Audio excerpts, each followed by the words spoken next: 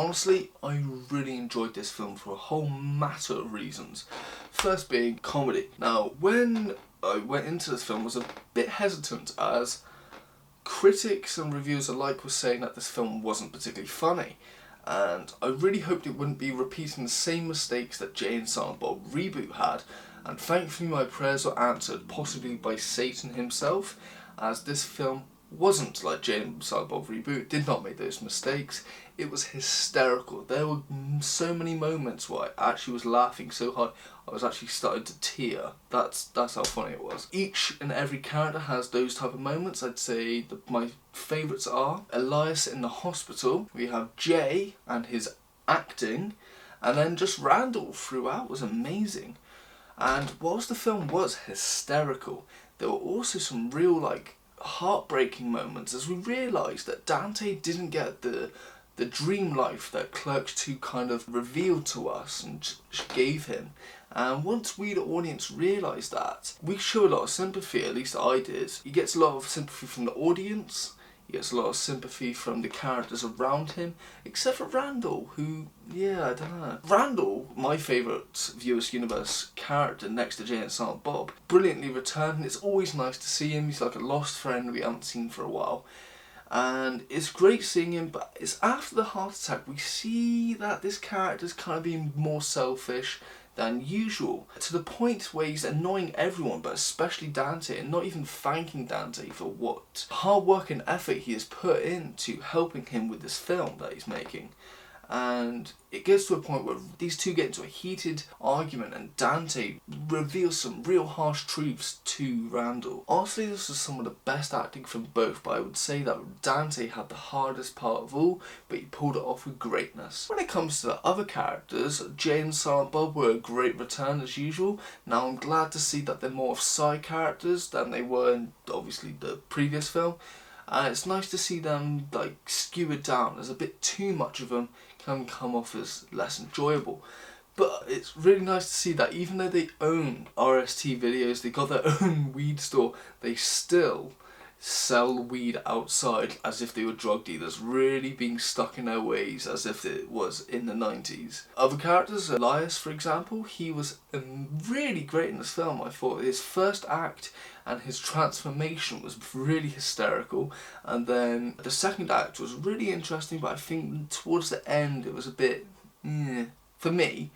But it's the third act I feel like he redeemed himself, as he brought the laughs, but he also brought his A game, and his character confronted Randall and giving him a piece of his mind, telling him how disrespectful he's been to everyone on set, but specifically Dante, and how he is not even noticing the hard work and effort Dante is put into the film for Randall. Throughout this film, there are plenty of cameos from not only Clerks and Clerks 2, which you may pick and see is either through customers, but also throughout this film you'll see cameos of Kevin Smith's friends and associates from the Viewers Universe, or just outside in his normal friendship, and so it's nice to see that.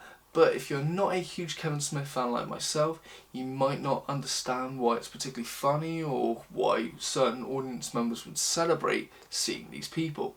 Not only are there a huge amount of cameos, but there are a huge numbers of references throughout this film to the Clerks franchise. And so if you're not huge or big on Clerks, you will miss out on a lot of these gags because they are left, right and centre. Some just amazing. It was really great to see him just so small references at times, and it's not even just from the Clerks franchise.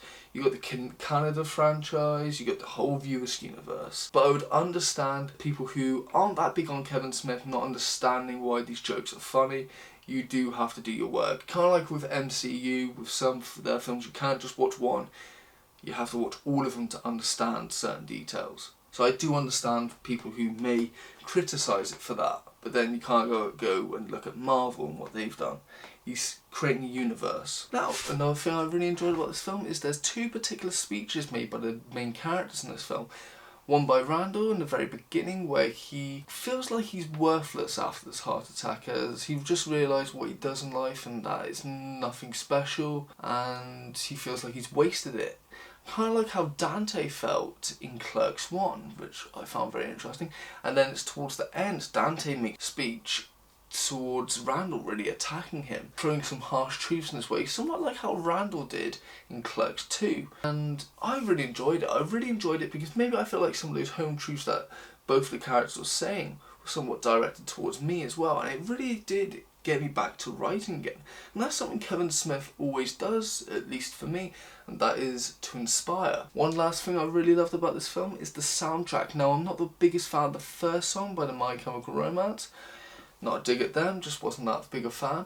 It's afterwards though, I felt like the soundtrack really flowed well throughout the film, and it's the last few songs that really added to the emotional, heartwarming, heartbreaking and sad scenes that this film throws at you, really adding to the atmosphere even more. I think they did an impeccable job with the soundtrack. When it comes to the ending, not only was it quite dramatic and moving, but it was also very sad, and that's the great thing about Kevin's writing, is not only can he write real great comedy moments, but he could also write real heart-tugging scenes, and I'm going to be 100% with you.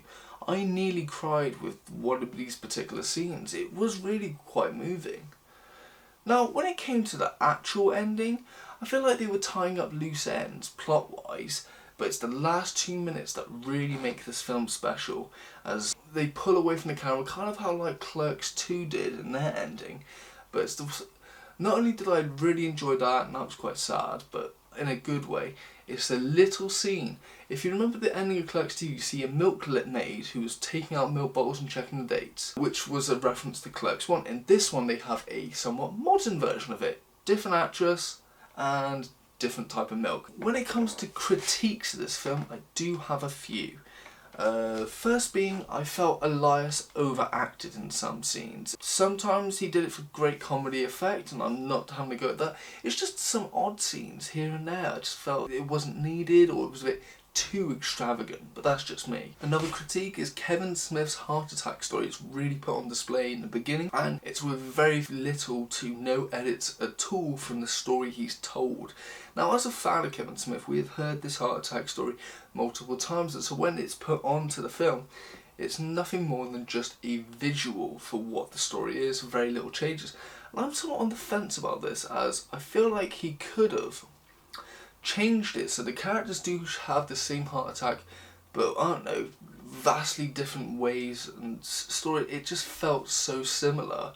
We're just getting a visual for the story, and I don't know, it irks me a little bit. I feel like he could have added some changes here and there. But my last critique, and a very major one, is that he forgot the character Berserker. For those who don't know, my love for you is ticking clock, Berserker. Would you like to suck my cock, Berserker? That's beautiful, man. Berserker was a great character in Clerks 1. It's a shame he didn't bring him back for this one. Maybe he went back to Russia, or Kevin himself forgot. Who knows? Putting all those to the side, overall I think this is Kevin Smith's best film in the last 10 years. He did an impeccable job, and it's really given me hope for his writing, and it really shows that he knew when to be serious, when to be comedic, but most of all he knew how to make a great film altogether. For those reasons alone, is it good? It's fucking good. I'd say it's great. And ranking wise, 9 out of 10. Recommendations, first of all the whole Viewers universe, but 3 films particularly, that being Dogma, Clerks 2 and Jay and Silent Bob Strike Back, which I honestly think is my favourite comedy film of all time. Now, when it comes to outside of his Viewers universe, film-wise, Zack and Miri Make a Porno, which got real slagging at the time, but I still think it's a hilarious film. And it was a really great mix, because we've got Seth Rogen, who's really funny, and then we've got Jeff Anderson, who plays Randall, and Jason Mewes, who plays Jay, and I thought they mixed really well and made this great combination. But sadly, people did disagree. Another recommendation is the Clerks cartoon. Now, I thought it was hilarious. It's a shame that it only got 6 episodes. If you want to know why it only got 6 episodes and a little bit more about that, I'm going to leave it a link in the description of a YouTuber who does this brilliant 30-45 minute video breaking down about Clerks. I really enjoyed it, the cartoon. Anyway, Kevin Smith talked earlier this year about the possibility of bringing the cartoon back, but obviously being a different version because Disney own the rights to that.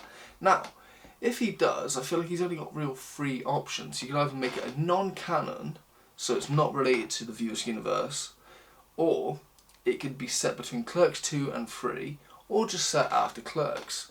Hopefully whatever he does, I believe in it. Now, when it comes to other stuff, An Evening with Kevin Smith is a fine recommendation. It's brilliant. We get to hear more about his life, how he met certain people, how he come up with ideas for films, and just meeting actors and real cool stories. He has a knack for telling such interesting stories. And my last but definitely not least recommendation is Kevin Smith's stand-up special before the infamous heart attack, Silent but Deadly. Brilliant, great comedic stories. It just shows how funny of a human being he is.